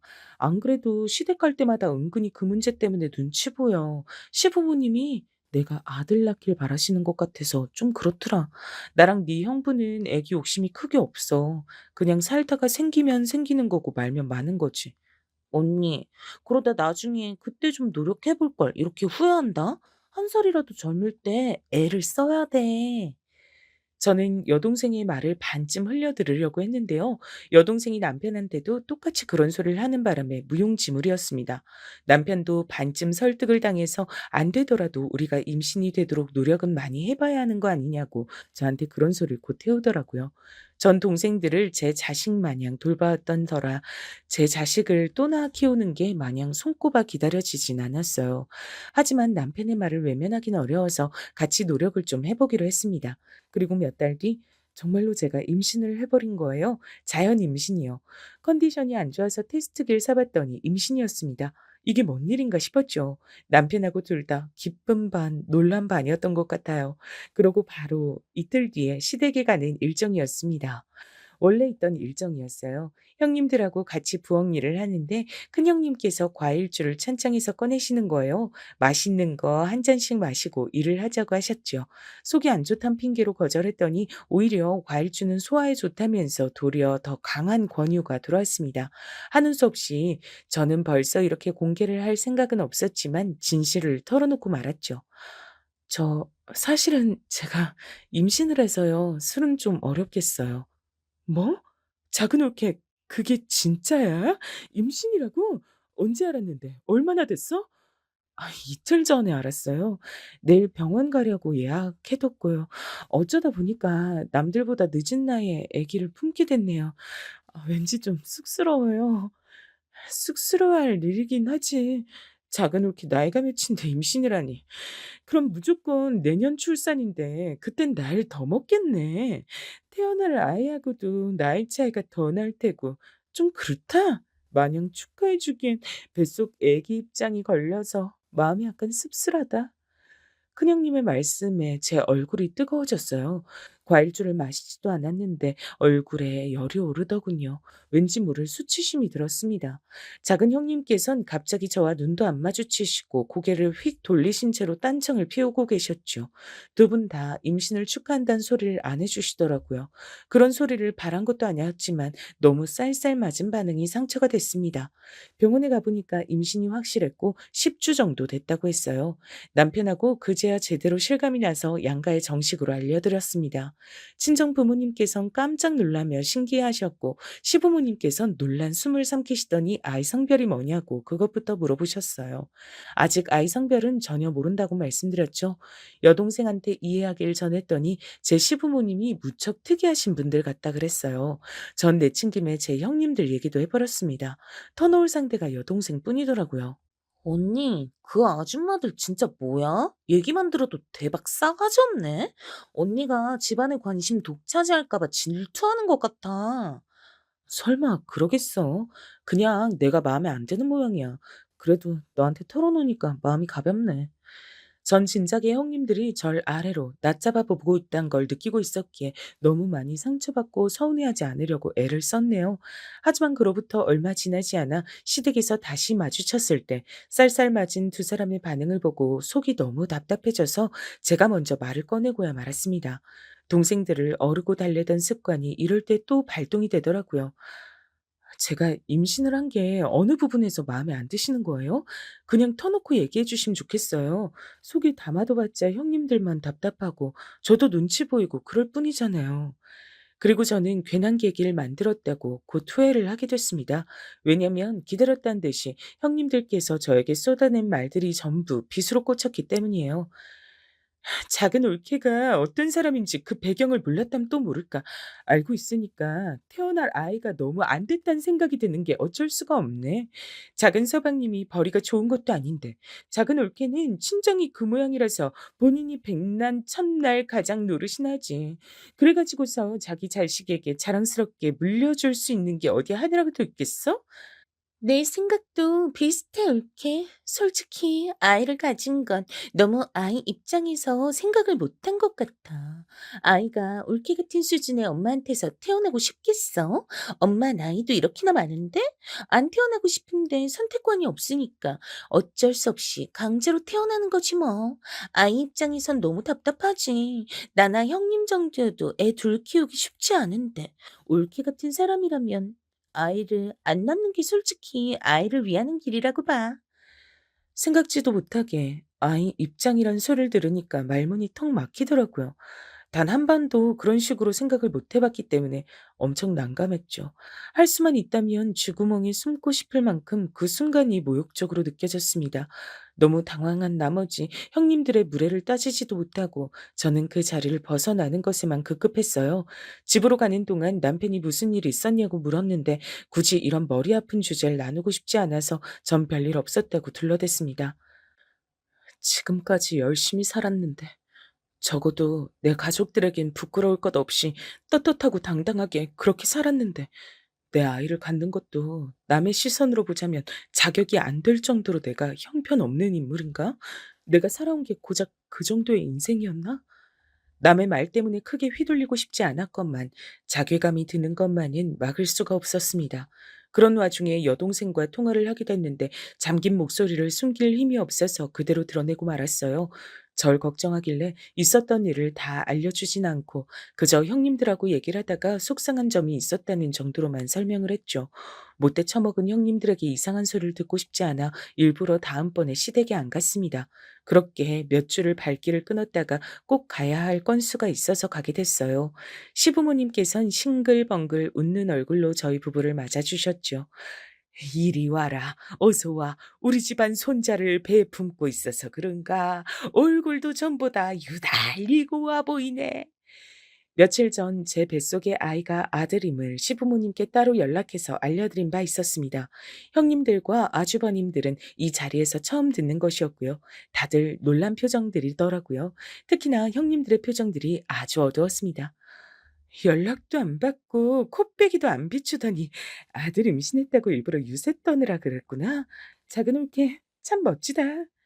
큰형님께서 그렇게 속삭이며 제 어깨를 세게 치고 지나가셨어요. 저는 기가 막혔죠. 똥이 무서워서 피하는 건 아닌 것 같아 부엌 쪽으로 가봤습니다. 이제 형님들은 저를 왕따시키기로 한 것인지 둘이서만 한쪽에서 뭔가라며 제 쪽은 쳐다보지도 않았죠. 전 민망해져서 괜히 쟁반이나 정리해댔고 두 사람은 저를 내버려둔 채 함께 거실 쪽을 향했습니다. 애를 둘씩이나 둔 엄마들이 유치하게 왜 저러는가 싶어 저도 참 속상해했던 바로 그때였어요. 거실 쪽으로 저도 걸어 나가고 있었는데 갑자기 남편이 형님들의 뺨을 차례로 때리는 장면이 눈에 들어오는 게 아니겠어요? 뺨을 맞은 형님들은 전부 넋이 나가버렸고 아주버님들은 난리가 났습니다. 시부모님께선 눈알이 튀어나올 지경이었고요. 여보, 지금 대체 뭐 하는 짓이야? 미쳤어? 고요한 난초 같은 남편이 그런 행동을 한 것에 저 또한 기절할 만큼 놀랐습니다. 아주버님들이 열받아 따지기 직전 남편은 화가 넘실거리는 눈빛으로 형님들을 쳐다보며 말했습니다. 다시 한번 말씀해 보세요. 어디 한번 모두가 듣는 가운데 크게 한번 말씀해 보시라 이겁니다. 형편도 안 되는 주제에 왜 임신은 하고 지랄이냐며, 왜 하필 저런 구질구질한 집엔 아들이 꼭 생기는 거냐며, 제 와이프가 임신한 건 자체가 기분 나쁘다고 하셨던 거 어디 한번 정식으로 다시 한번 말씀해 보라고요. 그러자 아주버님들이 난처한 표정들이 되셨고 애써 그래도 어떻게 형수한테 버릇없이 이럴 수가 있냐며 억지로 남편을 나무라는 것처럼 구셨어요. 전 더 이상 실망할 것도 없을 것 같은 기분으로 형님들을 쳐다봐 줬고요. 시부모님께선 크게 화가 나셨습니다. 질투할 게 없어서 그런 걸 질투를 해? 이 못난 것들. 오죽하면 얌전한 우리 막내가 저러겠어? 너희들은 진짜 반성을 해라. 심보를 그렇게 못되게 쓰고 살면 안 되는 거야. 그러니까 줄줄이 딸만 낳았지. 그래 놓고도 또 딸 임신해서 둘 다 병원에서 애 낳대버리고. 어휴, 우리가 그거 모를 줄 알았니? 시어머니의 말씀을 듣고 제 심장이 철렁 내려앉았어요. 형님들은 낳은 두 딸들 말고도 또 임신을 했었다가 또 딸이니까 병원에 가서 아이를 떠나 보냈었단 겁니다. 너무 충격적이었어요. 시어머니께서 그 사실을 알고 계실 줄 몰랐는지 형님들은 각자 크게 당황하신 채로 아주버님들을 향해 왜 이렇게 남자들이 입이 가볍냐며 원망을 쏟아내셨어요. 혼돈의 돌관이가 따로 없었습니다. 결국 형님들은 엉엉 울면서 둘 다 아주버님들께 반쯤 끌려가다시피 해서 사라지셨고요. 그날은 저희 부부와 시부모님 이렇게 넷이서 마저 시간을 보냈습니다. 시부모님께서 저에게 참 친절하신 것 같아 저는 좋기도 했지만 떨떠름하기도 했네요. 집으로 가는 길에 남편한테 왜 답지 않게 그랬냐 물어보니까 사실 여동생에게 제 부탁을 받았다 그랬습니다. 형님들이 절 괴롭히는 것 같으니까 같이 시댁에 가면 그쪽을 예의주시하라고 여동생이 남편한테 신신당부를 했다는 거예요. 그래서 남편은 그 말을 따라서 형님들 쪽을 살펴보다가 제 뒷담화를 하시는 장면을 정면으로 딱 목격해버렸고 피가 거꾸로 쏟았던 것이죠. 이거 참 감동이라 해야 할지 몰라서 전 그냥 고맙다고 말을 해버렸습니다. 그리고 남편에게 상상도 못한 얘기를 들을 수 있었는데요. 이게 바로 묘하게 제 속을 떠돌고 있던 의문점을 해결하는 열쇠였습니다. 우리 집안 겉보기엔 돈 없고 조금씩 쪼들리며 사는 것 같아도 나름 재산은 있어. 아주 옛날부터 들고 있는 땅이 좀 있거든. 그게 우리 집안 보물이라고 할 수 있겠지. 뭐? 땅이라고? 난 지금 그 얘기 처음 들어. 미안해. 숨기려고 한 건 아니고 굳이 미리 얘기할 필요는 없을 것 같아 그랬는데 두 분 다 돌아가시기 전엔 자식들에게 절대 안 넘겨주겠다고 예전에 아예 못을 박아 놓은 적이 있기도 했고. 정말? 아버님, 어머님도 대단하신 분들이네. 뜻이 그렇다면 어쩔 수 없지. 근데 조카들이 태어나기 직전에 두 분이 갑자기 이런 말씀을 하셨던 거야. 자식들한텐 미리 넘겨줄 생각이 추호도 없지만 혹시 집안의 대를 이을 손자가 태어나면 마음이 바뀌어서 그쪽에다 땅을 다 줘버릴 수도 있다고 두 분이 그러셨어. 난 재산 욕심 하나도 없이 소박하게 살아온 사람이라 그 얘기 듣고도 아무 생각 없이 살아왔는데 설마 당신하고 이렇게 결혼해서 아들의 탄생을 기다리게 될 줄 몰랐지. 뭐라고? 잠깐만. 설마 그럼 형님들의 행동들이 다 그것 때문이었어? 그제서야 뭔가 퍼즐이 맞춰지는 느낌이 들었죠. 어쩐지 뭔가 구린내가 풀풀 풍기던 형님들의 행동엔 그런 이유가 있었던 겁니다. 허탈한 웃음이 흘러나왔어요. 그놈의 돈, 땅, 재산, 뭐 그런 것들. 그런 게 필요해서 쉬지 않고 힘들게 살아왔던 저였지만 결국은 다 가족을 위하는 마음이었거든요. 단 한순간도 제 인생에서 돈이 가족보다 앞서 있었던 적은 없습니다. 그래서 형님들을 진정으로 미워하지 않기로 했고 앞으로 굳이 상종도 안 하기로 했죠. "여보, 난 그거 땅 우리 거가 되든 말든 크게 관심 없으니까 그냥 흘러가는 대로 살자." 제 허탈한 미소를 본 남편도 비슷한 생각을 했는지 웃으면서 고개를 끄덕여 줬습니다. 그 후로 전 무사히 아들을 출산했고요. 손자만 가득한 친정과 드디어 손자를 맞이한 시댁의 반응이 천지 차이라서 비교를 하는 재미도 있었던 것 같아요. 저희 부부에게 그 재산이 정말로 떨어졌는진 비밀입니다만 지금까지 한 번도 금전적인 걱정을 하지 않고 여유롭고 풍족하게 아주 잘 살아왔던 것만은 확실하게 말씀드릴 수가 있겠네요. 늦은 결혼, 늦은 출산. 그렇지만 무엇 하나 뒤떨어진 건 없었던 것 같습니다.